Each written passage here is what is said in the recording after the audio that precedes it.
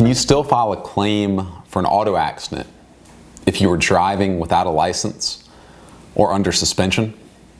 My name is Kenneth Berger. I practice law here in Columbia, South Carolina, and I made this video to answer that question for you. Now, we don't encourage folks to drive unlicensed or under suspension. But if a car crash was someone else's fault, in other words, if you didn't contribute in any way to that collision, it really shouldn't matter that you were driving under suspension, at least not when it comes to your claim for any type of injury.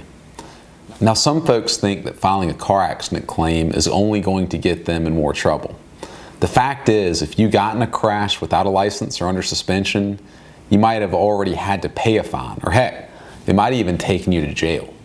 But that doesn't mean you weren't hurt.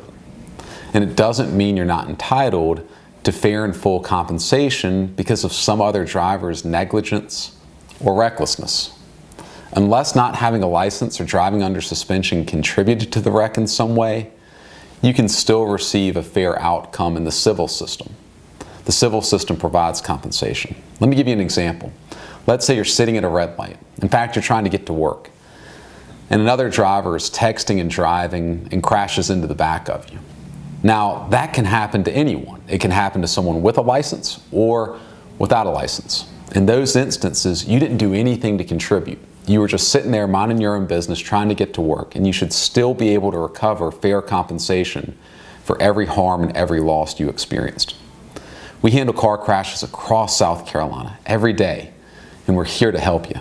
If you'd like a free consultation or to request free copies of my books, simply call our office. We look forward to hearing from you, and we wish you the very best.